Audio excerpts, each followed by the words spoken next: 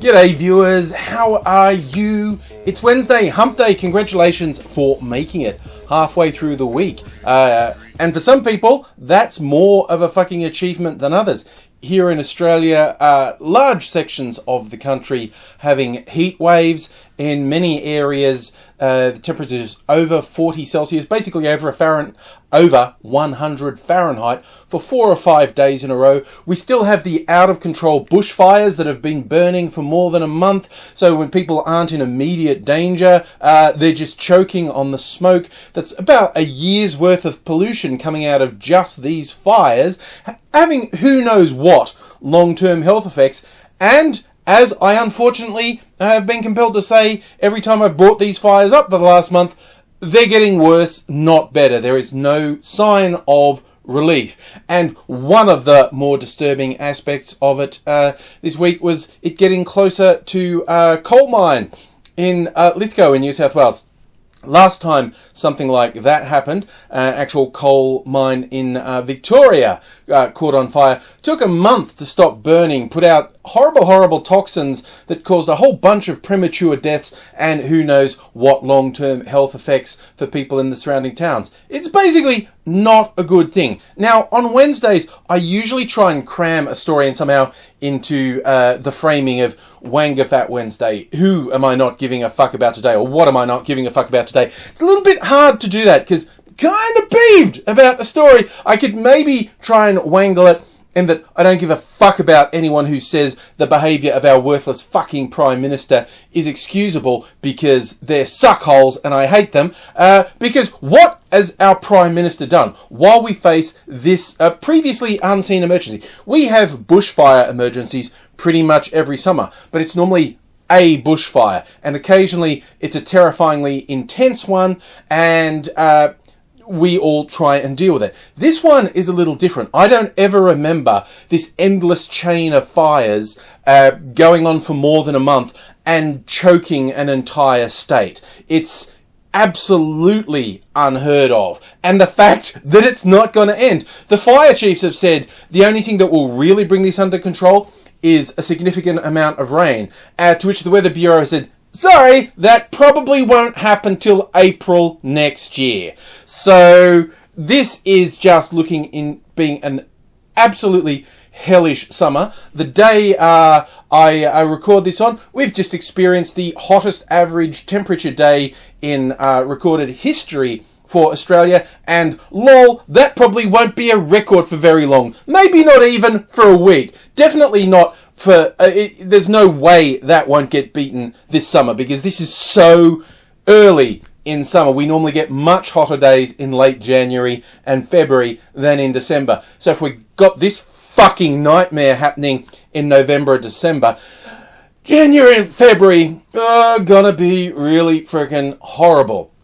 So what has our Prime Minister done? Well, fuck all. And in fact, arguably less than nothing. Because he's fucked off to Hawaii. I shit you not. After doing nothing meaningful about this ongoing fucking emergency for the last month, while we're facing record heat waves, record danger from these fires, he fucks off for his second overseas family holiday this year. That's right, he just fucked off. He did nothing and then he said, doing nothing's not enough. I need to rub people's noses in it. I need to take the family and fuck off to Hawaii.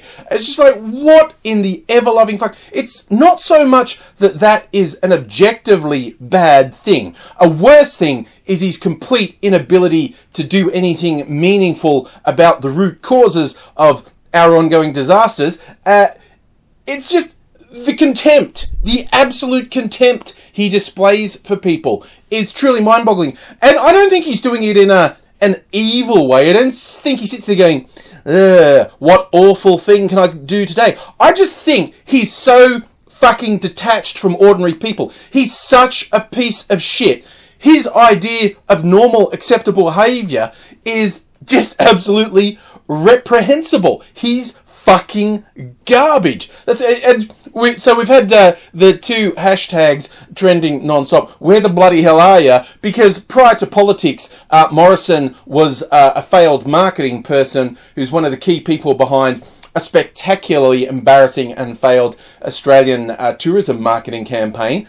Where the bloody hell are you? Which is what we want to know now. And the other one I like is people pushing, we should just go hashtag Morrison fires, because we normally call them things like Ash Wednesday, Black Saturday, when these awful events happen. Again, no, just call this one the ongoing fucking disaster, the Morrison fires, because that's how the fucking piece of shit deserves to be remembered, quite honestly. And one of the many aspects of this, his own office lied when journalists said, hey, did the Prime Minister just fuck off on a holiday? And they went, nah, don't believe what everyone on Twitter says. Go, no, I have a contact at the airport who just saw him go on a business class flight to Hawaii. And the officer's like, no, it's not so much that he can't have a holiday, but there's been no announcement. No one said the acting Prime Minister is Freddie Gumboots from the LNP. No one remembers. I'm a political tragic, and I never remember his name. Michael McCormack. I'm lying.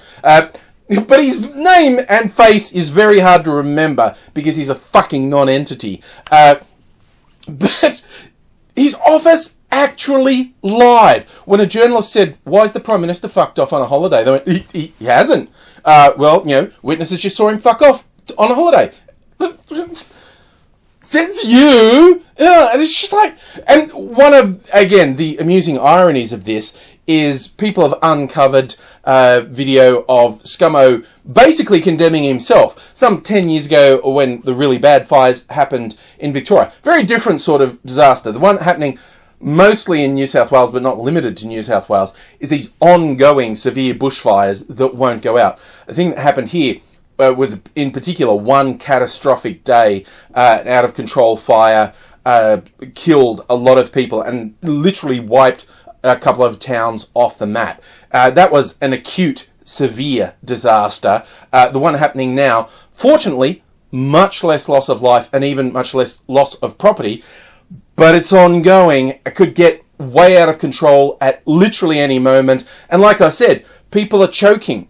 We don't know what the long-term health effects are of this. How many people are going to die prematurely because of this? This is a big fucking deal, and Morrison's proved completely incapable of dealing with it. And he went on record, he was on the ABC program Q&A, when these fires happened in Victoria.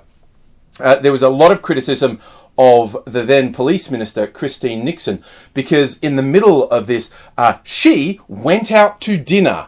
That's right. In something, an acute thing, instead of working 24 hours a day, it was a Friday or Saturday night, she went out to dinner. Like, as if she personally was meant to be on the front lines. The police minister... No, she wasn't the police minister. She was the police commissioner. She was the top cop in the state. And so he was on record as saying that was bad judgment. Yet in his own little fucking disaster, Scott Morrison's marvellous taking of responsibility is fucking off with his family for the second time this year. And again, as a lot of people pointed out, the fact that this fucking buffoon is getting away with this, when we can, for instance, remember the way Julia Gillard was vilified non-stop. And yes, there is rampant fucking sexism at the core of that. As she said in her own farewell speech, the sexism wasn't everything, but it sure as hell wasn't nothing. And the idea that a female prime minister would not be brutally savaged if she took 2 family trips overseas in 1 year, one in the middle of an ongoing fucking crisis for which the Prime Minister has done absolutely nothing. It's absolutely ridiculous. Oh, but on the bright spark, the opposition. Oh, and here's like about the 6th thing the Labour opposition has had a chance to really fucking hammer the government on. And thankfully, Anthony Albanese's out there saying, no, it's okay that he went on holidays. Fuck you, Albanese, you worthless fucking suckhole. Resign, you piece of shit, if you are not going to do your job as opposition leader. Oppose, lead, let people who do not like this government know there is someone representing their cause. My God, I thought Bill Shorten's strategy of, I'm not that bloke, was fucking pathetic. But it's a lot better than, I'm just going to be super bland and not upset anyone, and if I'm Liberal Party light, I'll get elected. Fuck off, Albanese. Either get it together, get some policies, and fucking stand for something, or fuck off. And fucking Scott Morrison, again, one of the ironies of him disappearing, it was on the anniversary of when we lost another Prime Minister, Harold Holt. Yes, we literally lost a Prime Minister. We don't know what happened. Well, we know. He drowned. I've been to the area where he went swimming, and that was a real bad idea. This place has the most savage rips. He was just dragged out to sea and drowned, and his body was never recovered. But yeah, we just lost a Prime Minister. It's like he wasn't killed. He didn't die. He was lost. So we named a swimming pool after him. I'm not joking. The Harold Holt Swim Centre is a thing here in Melbourne. I don't know if that person was cruel or just had the most twisted sense of humour ever. So maybe, we can have a Scott Morrison Memorial garbage furnace, because that's how that piece of shit should be commemorated. Just as awful, awful, awful, flaming garbage. And so I'm torn between seeing he disappeared on the anniversary of Harold Holt disappearing. Should he just do a Harold Holt? Or, take it one step further with another Australian, well, he was English, but integral to Australian history. What happened to Captain Cook in Hawaii? I don't know, kids. Look up your history books. I'm not saying that should happen to Scott Morrison, but I'm not saying it.